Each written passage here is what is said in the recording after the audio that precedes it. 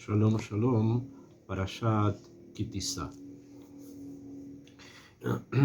Como hemos enseñado en otras entregas, estas parashiot, las últimas del Sefer Shemot, se centran principalmente, pero no únicamente, como también habíamos acentuado, en la construcción del Mishkan, o sea, la construcción del tabernáculo en el desierto, la ropa del Cohen, de aquel que tiene que hacer la relación hombre-divinidad, y los objetos que están dentro del Mishkan, que son objetos de poder, representaciones de formas en que Kadosh Baruj Hu creó el mundo y lo maneja.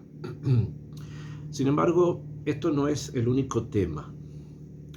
Hay otro tema, un tema principal dentro de estas parashiot, y en especial de la parashá de Kitisa, que gira en torno al Het Haegel, o sea, al pecado del becerro de oro. Este pecado, el pecado del becerro de oro, es bastante sintomático, indica algo, manifiesta algo. Simplemente la lectura muy literal y muy superficial de lo que está escrito en la Torá, en el Tanaj, en la Biblia, no deja entrever toda la yería, o sea, no deja entrever, no deja ver todo esto, y hay que tratar de escarbar para poder encontrar explicaciones a lo que acaba de ocurrir. Het Haegel, el pecado del becerro de oro, va a ser una imagen que está prohibida, que los mandamientos que ellos recibieron prohibían la fabricación de estas imágenes. El hecho de imitar a los egipcios en los cultos que giran en torno a estas imágenes, por un pueblo que se llama Dordea, por una generación que se llama la generación del conocimiento, ellos que recibieron la Torá, salieron de Egipto, vieron los milagros del Creador del mundo, con las plagas, con el mar que se abre, estuvieron a los pies del monte Sinaí, recibieron la Torá, etcétera, etcétera. O sea, obviamente que el tema no es simple, hay algo acá que al parecer estamos como perdiendo, hay algo que no estamos entendiendo en su totalidad. Yo me voy a centrar en esta entrega en la explicación del Het desde un punto un poco más profundo. Que este punto profundo no es algo que sea normalmente conocido, pero que está presente en la forma en que Am Israel ha entendido, o nuestros sabios han entendido, la dinámica que llevó a la fabricación de este objeto de culto, por las razones que estuvieron en hacerlo. El tema se encuentra en el Perek, en el capítulo 32 del Sefer Shemot, en el capítulo 32, desde el versículo 1 en adelante.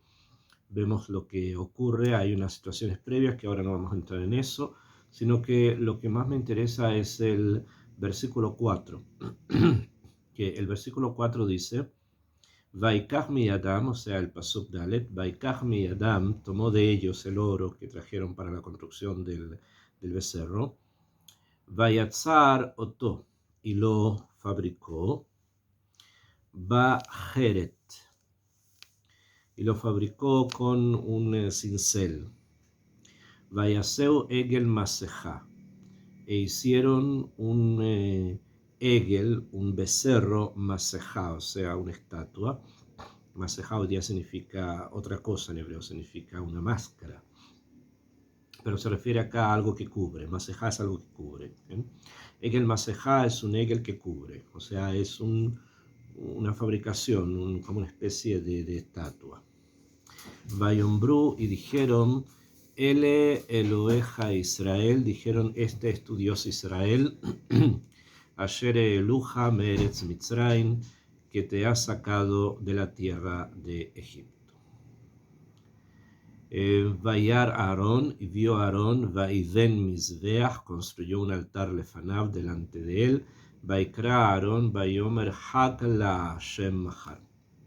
Y llamó a Aarón y dijo: mañana habrá una fiesta para Hashem. Entonces, acá hay muchas cosas que nuestros comentaristas traen, especialmente Rashi, pero yo me voy a centrar, como dije, en un cap de estudio, una forma de estudio. Dice acá, Baikaj Miyadan tomó el oro, el dinero que trajeron, el oro, las joyas que para fundirlos y hacer de eso un Egel Masejá. Primero, la expresión Egel Masejá, que es la estatua, o sea, una estatua en forma de becerro. Esto es la traducción de las palabras. Sin embargo, esto es un poquito más profundo aún, ¿okay? Porque en hebreo la palabra masejá, como dije, significa máscara, que viene de la palabra lejasot, que significa cubrir. Esto quiere decir que este egel cubría. Egel masejá, o sea, el egel el becerro cubre algo. Esto quiere decir que, en cierto sentido, la dirección en la construcción del becerro era para cubrir algo. ¿Y qué es lo que había que cubrir? Lo que la Torá mencionó un poco antes, que es el hecho de que Moshe no llegaba, no venía.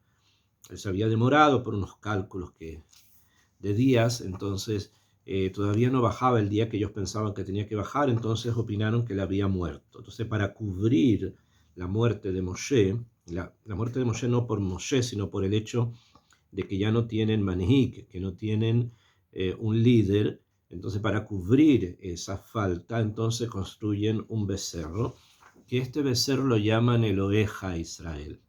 Eloheja Israel Sheloelu Hameretz Mitzrayim, que el que te sacó, te levantó, te hizo que salieras de la tierra de Egipto. Entonces, obviamente hay acá una necesidad de cubrir la falta del líder con otro líder. Y este otro líder tiene que tener la misma función que el líder original.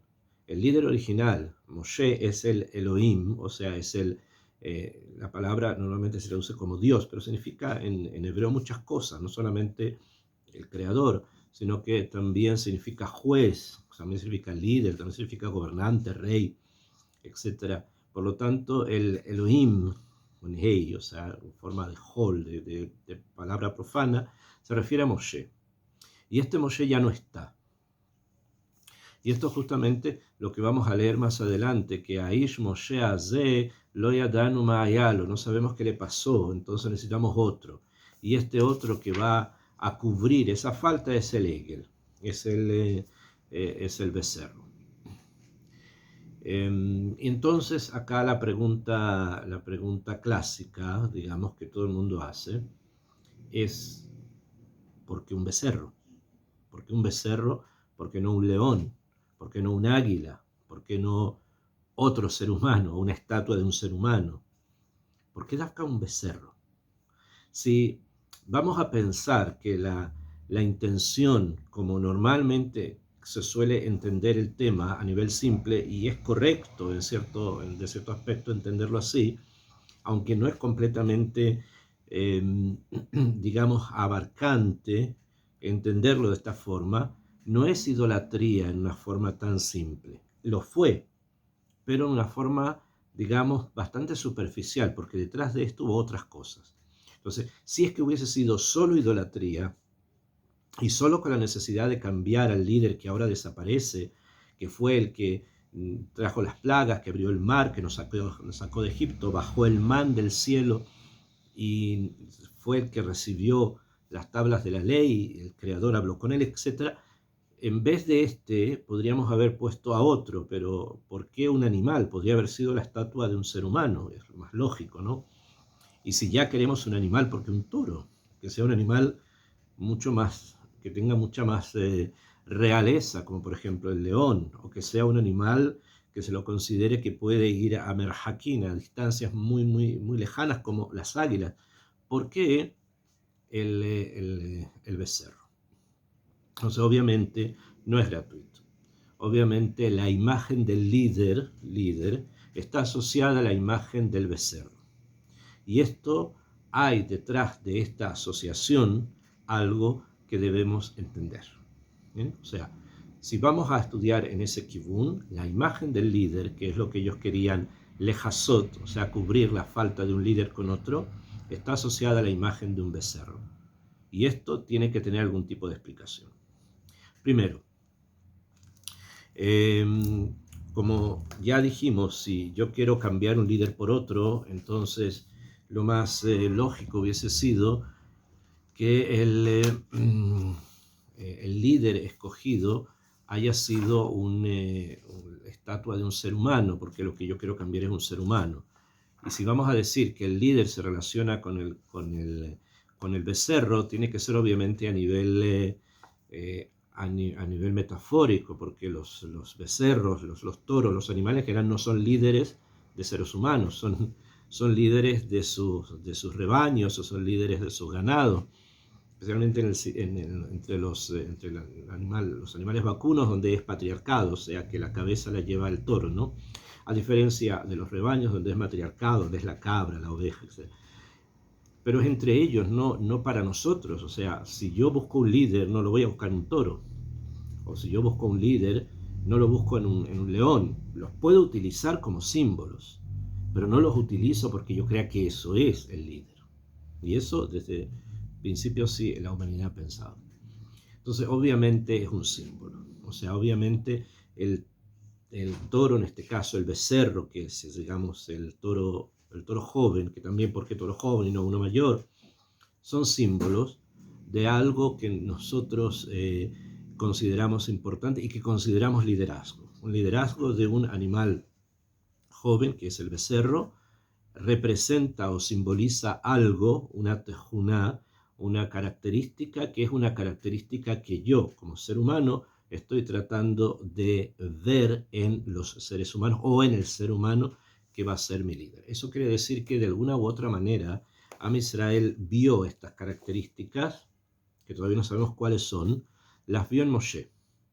Y cuando quisieron cubrir su falta, lo quisieron hacer con algo parecido a las características simbólicas y metafóricas que habían visto en Moshe y que ellos entendían que se relacionaba con qué, con el toro. Ahora, ¿cuáles son estas características, Bemet?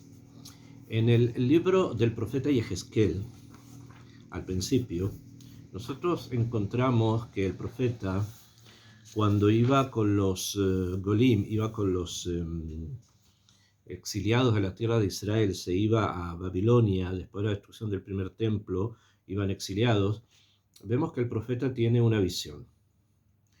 Cerca de un río, el río Kebar, están allí y hay una visión. La visión que el profeta tiene, o sea, es una profecía, lo que él ve, es la visión de la Merkabá. La Merkabá es un concepto dentro de la Torá, ejemplificado otra vez con un carro, con un carro, o algo parecido a un carro, que tiene 4 ángulos de poder, que en cada uno de estos ángulos de poder existe una imagen de un ser que simboliza ese poder, y que tienen alas, que tienen ruedas, que tienen formas que se van repitiendo, que proviene o que sale de unas tormentas, o sea, de las fuerzas de la naturaleza, etc. Ese es un tema completo que hay que estudiarlo en profundidad, porque como dije, son imágenes simbólicas que representan justamente la forma en que Akadosh Baruj Hu maneja el mundo. En eso es lo que es la Merkabah. Así como el Maaseh Bereshit, lo que está escrito al comienzo de la Torá, que es la creación del mundo, manifiesta el cómo Akadosh Baruj Hu crea el mundo y cuáles son las fuerzas y los elementos de poder que existen en él desde la creación. El Maaseh Merkabah, que así se lo llama, o sea, la visión de Yehezkel, manifiesta el cómo Hashem maneja este mundo. Y en el Perek Rishon, en el Pasuk Vav, trae el profeta lo siguiente. Dice Umitoja, que dentro de la Merkabah, dentro de este carro, Demut Arba Hayot, había un Demut de Arba Hayot. No dice que habían 4 animales, estaba la imagen de 4 animales. Demut en hebreo significa ledamot, o sea, significa parecido, o sea, había algo allí que asemejaba a 4 hayot, a 4 animales. Demut, o sea, estamos hablando que es un símbolo. Habían símbolos de 4 animales. Bezem areijen demut adam lahen. Y estos son sus aspectos, cómo se veían. Entonces, una de ellas se veía como una persona. Be'arba'a fanim le'echad. Cada uno tenía 4 caras. Ve'arba' knafaim le'echad lahem. Y 4 alas tenía cada uno de ellos. Para no simplemente leer, traducir lo que está escrito, hay que tratar de un poco entender que el número 4 simboliza el mundo físico en el que nosotros nos movemos, que está relacionado con los 4 elementos, el agua, el aire, el fuego y la tierra. Por lo tanto, la descripción del 4 con respecto a 4 hayot, o sea, 4 animales, o sea, 4 entes de poder, se refiere a cada uno de los elementos y a cada uno de lo que estos elementos simboliza desde una perspectiva global. Las alas indican siempre la posibilidad de la extensión y de la expansión. Las alas se expanden. Entonces, la imagen de la expansión de estos elementos, de sus fuerzas sobre toda la creación, ¿no? Ragleichen regel yeshará, los pies de los animales, de estos entes de poder, eran derechos, o sea, que estaban puestos como un eje, o sea, que ellos son un eje alrededor del cual el mundo gira, ¿no? Como es el tema de los elementos. Behav ragleichen, behav regel egel, y termina el eje en un pie, que este pie era parecido al kaf, a la pata de un egel, o sea, de un becerro. Benotzetzin kein nehoshet kalal, y brillaban como si fuese cobre pulido. Esto quiere decir que había, que se mostraban, o sea, que tenían influencia, porque cuando algo brilla, lo observamos, lo miramos. Entonces eso quiere decir que eran como imanes, eran como centros de atracción. Videa dan mitahat kanfeihem. Y las 4 hayot, comienza a tratar de explicar la forma en que están. Existen muchísimas explicaciones en nuestros sabios con todo lo que el simbolismo nos quería acá expresar, hasta que finalmente nos trae las imágenes de las hayot que estaban representadas. Y dice así: Bedemot penegen, en el pasuk Dalet, en el pasuk Yud, perdón. Vedemut peneigen, la imagen de los rostros de ellos, pene Adam, uno tenía la cara de un ser humano, como se había dicho antes, pene Arie, otro tenía la imagen de un león, el Ayamin, que estaba a la mano derecha, le Arbaatam, a las 4 de ellos, pene Shor, la cara de un Shor, de un toro, Measmol, por la parte izquierda, le Arbaatam, pene Nesher, le Arbaatam. Y otro tenía la imagen de un nesher, o sea, otro tenía la imagen de un águila. O sea, en términos simples, habían 4 hayot, incluyendo al ser humano, que también se lo considera en este caso haya, o sea, un ente de poder, una realidad de poder dentro del mundo que se manifiesta en los 4 elementos. Y los animales representados eran: al lado derecho estaba el león, al lado izquierdo el toro, y junto con ellos un nesher y el ser humano. Existen muchas, como dije, explicaciones sobre cómo esto se manifestaba, cómo estaba esto distribuido. Y al parecer lo que el profeta nos quiere decir, que en cada una de las 4 puntas, en cada uno de los 4 lados, o sea, los 4 ángulos, estaban los 4 elementos, los 4 seres de poder, en el que uno sobresalía. O sea, que al lado izquierdo estaban los 4, pero sobresalía el toro. Al lado derecho estaban los 4, pero sobresalía el ariel, etc. ¿Qué significa todo esto? Primero encontramos obviamente la palabra Egel. Está ya la palabra Egel cuando habla de que tenían un solo pie, o sea, que los animales tenían un solo pie, y este pie terminaba en el pie de un Egel, o sea, de un becerro. Explicamos que el hecho de un solo pie quiere decir que eran un eje. o sea que es un axis mundi, es el eje del mundo. El mundo gira alrededor de ejes. Las realidades del mundo giran alrededor de algo, de un centro, ya sea todo el mundo, ya sea a nivel también humano. El ser humano tiene un eje alrededor del cual gira su vida. Normalmente es la familia o es la esposa o las personas que todavía no han formado esto, es su trabajo, sus estudios, etc. El mundo gira a través de un eje que notzez, que brilla, que atrae, ¿no? Y que termina precisamente en la pata de un egel, de un becerro. Y en una de los lados estaba además la imagen de un toro. En el otro, la del arié y así, del león.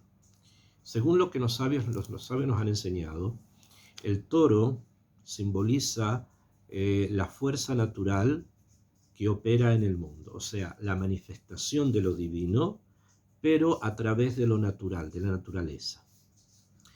El arié simboliza la manifestación de lo divino a través de lo milagroso, del rey en forma total, completa. El león es el que no hace nada. El león macho está sin hacer nada, es la leona la que trae, o sea, es que todo está al servicio de él, no trabaja. Como en el caso del toro, estamos hablando en forma metafórica obviamente, que es el que trabaja, el que hace, es el que carga, el que ara, y por lo tanto el mundo material, la manifestación divina del mundo material con el becerro indica la forma en que Hashem maneja el mundo naturalmente.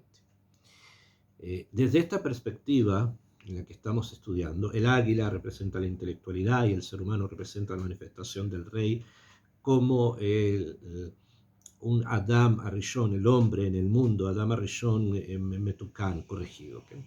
¿Okay? Desde esta perspectiva, el toro, como dijimos, es la fuerza de lo natural. La pata del Egel representa, como dijimos, el punto final del eje alrededor del cual gira la vida y el mundo. Si unimos ambos conceptos, nos encontramos precisamente con el concepto del líder a nivel material, el líder que hace, que va, el soldado, el que tiene que actuar, el que tiene que hablar con el rey, en el caso con el faraón, o sea, es la imagen de Moshe. Moshe actúa dentro de la naturaleza, sangre, sefardea, la sangre, las ranas, etc. Las plagas de Egipto están referidas a cosas antes naturales. Ahí se manifestó Hashem. No fueron situaciones telepáticas a través de las cuales los egipcios comprendieron que tenían que dejar que Israel fuera de Egipto, saliera de su tierra, sino que a través de la naturaleza.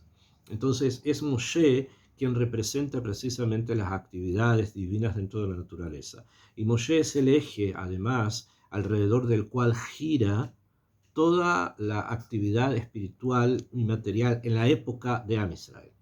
Y más adelante también, porque a través de él se entrega la Torah, por lo tanto es un nitzotz, o sea, atrae, un imán. Cuando esto no está, o supuestamente cuando Moshe no está porque subió al Har Sinai, pasaron 40 días, no baja, se demora, entonces quisieron cubrir esta falta con algo que lo represente, con algo que sea parecido a él. Y lo hallaron justamente en lo que ellos conocían como el Maaseh Merkabah. ¿Cómo lo conocían?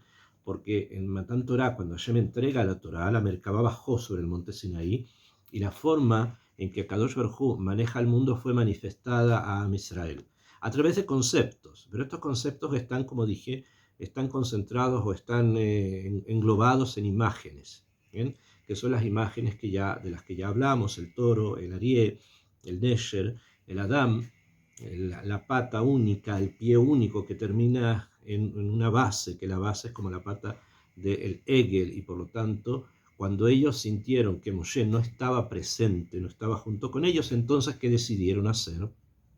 Decidieron cubrir esa falta con algo parecido. Y ese algo parecido fue el becerro de oro, lo que ellos llaman Egel Maseja, el Egel que cubre, el Egel Maseja. Esto fue la intención profunda. ¿Cuál fue el error en esta forma? Porque por lo que estamos entendiendo es algo bastante bastante profundo, como dijimos, pero también tal vez lógico o tal vez podemos decir legal, o sea, que puede haber sido hecho. ¿Por qué estuvo mal? Porque estas comprensiones de ideas más profundas no siempre son heredad de la mayoría de las personas. Estas son situaciones que, si bien en ese momento el pueblo estaba en nivel de poderlo aceptar y de poderlo entender, pero no siempre esto está presente. Y este fue el motivo por el cual el pueblo se distrajo, porque no lograron comprender en forma cabal y total en ese momento y estas personas que lo que se estaba construyendo era una representación de un líder que pudiera manifestar la divinidad en lo material. Número uno. Segundo, el hecho de haberlo hecho también es un error, porque Moshe tenía que llegar. O sea, Moshe no era necesario cubrirlo, porque él estaba. Solo que no tuvieron la suficiente madurez para poder esperar y quisieron inmediatamente reemplazar. Esta situación, estos errores, que podríamos llamarlos, pero muy, muy pequeños, se transformaron después en algo bastante más grande, como suele ocurrir cuando un error es pequeño, se va haciendo cada vez más grande.